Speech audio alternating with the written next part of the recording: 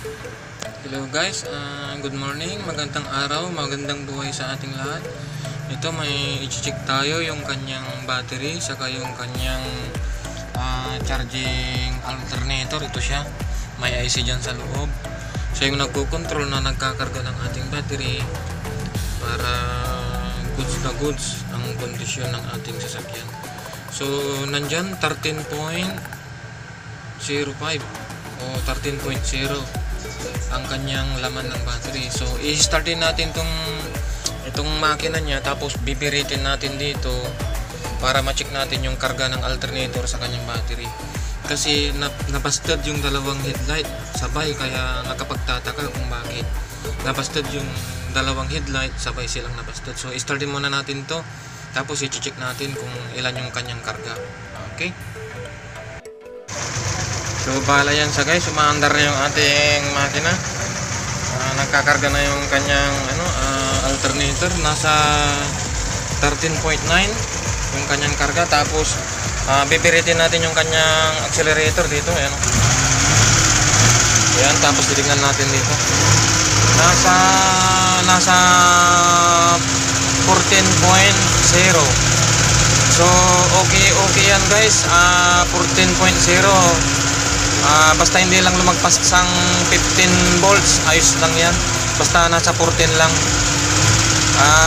13 to 14 volts, good yung ating yan, yung kanyang alternator. Kahit anong biri natin dito, yan, yan pa rin ang yung kanyang karga. 14.1, ganyan lang. Dapat hindi na tumaas dyan. So okay, okay yung ating battery, okay din yung ating alternator. Ngayon magpo-proceed na tayo dahil alam na natin na good yung alternator doon sa kanyang headlight. Okay.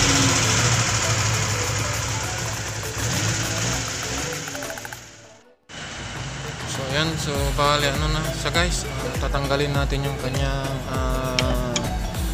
headlight para ma-check natin kung busted nga ba o hindi. Kasi sinits on ko tong kanyang headlight dun sa may switch niya dun sa taas, wala, ayaw mag-on. So babaklasin muna natin tong kanyang cover para ma-check natin kung busted nga ba talaga. Ayan, importante na bago tayo magpalit ng shield beam o itong kanyang headlight, importante na ma-check muna natin yung kinakarga ng alternator sa battery. Kasi isa yun sa dahilan kung bakit nababasted tong headlight, kasi nag-over voltage o ang tinatawag namin na nag-overcharging yung alternator. So yun, kaya ang gagawin natin, kanina nag-check tayo ng kanyang pinandar natin yung makina para makita natin kung high voltage o hindi yung kanyang alternator. Kasi pag nag-high voltage kasi yun, masisira o ibabasted niya tong kanyang headlight.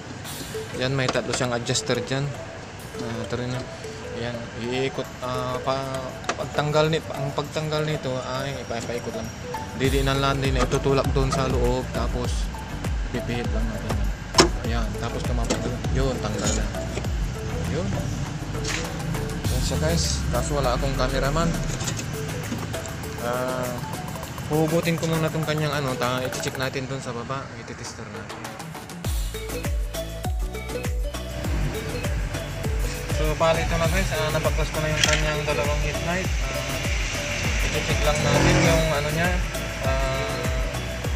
resistance niya, kung may resistance yung kanyang filament dito sa loob. Kasi yung isa na siya, nangitim na dito sa kanyang loob ng kanyang headlight. So bali i-check natin to para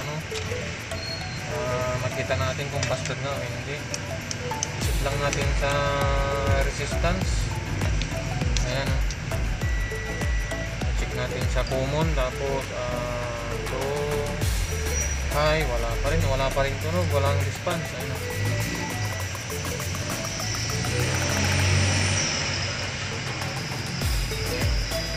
So yan, pero pag dito sa terminal niya na isa, wala. ibig sabihin busted na to. Tapos ito namang isa, check din natin. Ito yung kanyang common. Yan. Tapos dito wala rin siyang response, walang continuity. So ibig sabihin busted na tong dalawa. Ang nakapagtataka, bakit sabay silang na busted? Pero nag-check tayo ng alternator, yung kanyang battery kung high voltage, normal lang naman dahil nasa pinaka-high na niya is nasa 14 volts. So ang mangyayari, magpapalit tayo ngayon ng bagong headlight. Bago tayo magpalit ng headlight, siguraduhin natin na tama yung voltahe, kasi pag over voltage yung charging alternator niya, yung battery high voltage, mapabasted tong bago na kinabit natin. So bago tayo magpalit ng bago, ito, i-check muna natin yung voltahe para sigurado na hindi mapabasted. Kasi pag nag-high voltage, automatic mapabasted ulit itong ating bagong ikakabit na self beam. Silyado kasi siya, itatapon na to. Ito yung kanyang bago, si brand niya Aki, pero nasa ano lang ito, Taiwan, gawang Taiwan. Ayan, kung makikita natin, check natin yung kanyang resistance sa common, tapos dito yan, ayan, meron siyang 2.7 ohms. Tapos yung isa 2.6 ohms. High and low and high. Kaya okay, samantalang ito yung body compare natin is wala siyang continuity. Ayan, patay na siya. So ayan, so ikakabit lang natin to dito, tapos ikakabit natin dito sa sasakyan para sigurado. Kasi ang nakapagtataka, bakit na-busted halos sabay? Yun ang tanong. Kaya nag-conduct muna natin, nag-check muna tayo ng voltahe natin bago tayo magkabit ng bagong self beam. So okay guys, kung bago ka pala sa aking channel, pa-subscribe and pakit na rin na ng notification bell para laging updated sa update ko na video. Ayan, so papalitan lang natin ito guys para na-check din natin tama ba. Ayan, tanggalin lang natin sa kanyang casing. Tapos ito yung bago, ganyan din siya. Yun, swak na swak, pasok na pasok. Lagay lang natin yung kanyang lock. Ayan, ito siya.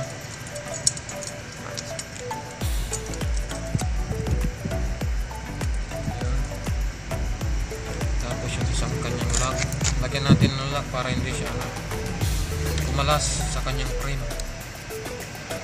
Tamang pagkabit lang ng screw.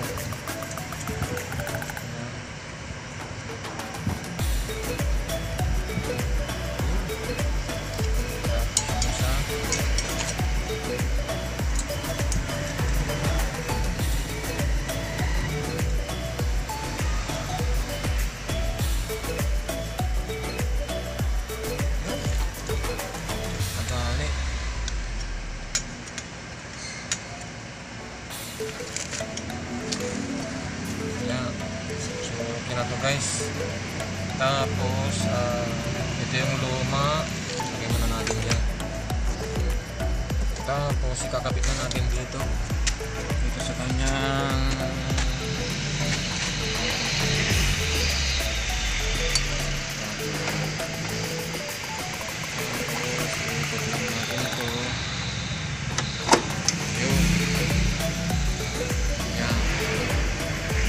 Tapos ikakabit ko lang yung battery, tapos ititesting muna natin itong isa.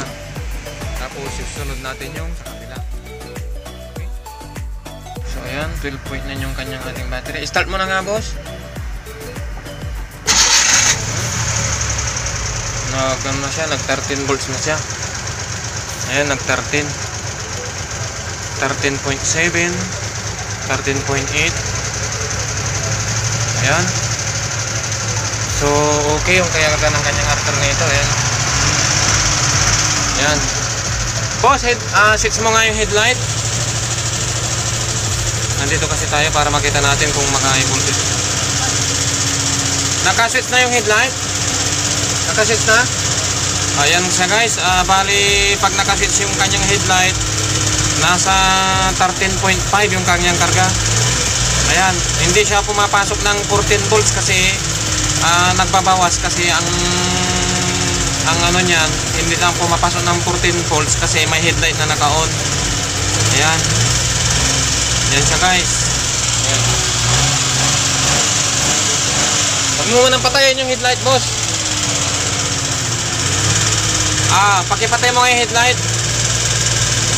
Patayin mo yung headlight. Ayan, nag-14 pag nakapatay yung headlight. Switch mo nga yung headlight. Yan, 13.6. Tapos titignan natin doon sa harap. Punta tayo doon sa harap para makita natin kung naka-on yung kanyang headlight. Ayan siya. Ayan, naka-on na yung kanyang headlight. Ayan, naka-on na dalawa. So, ang nakalagay na voltahe doon is nasa 13. 13.5, 13.6, ganyan. Ayan, oh. So, okay na.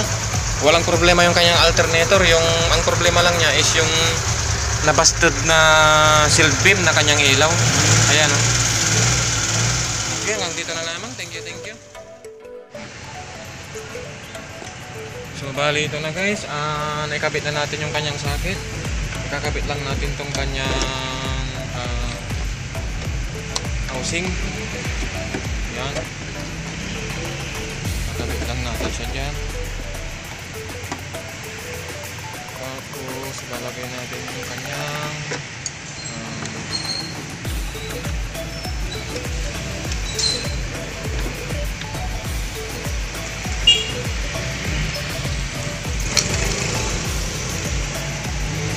lagay natin yung screw, yung kanyang holder ng kanyang frame para maganda naman siyang tingnan.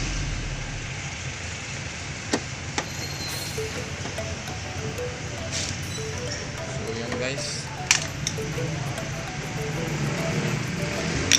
sabit natin yung kanyang flasher, yung kanyang park light.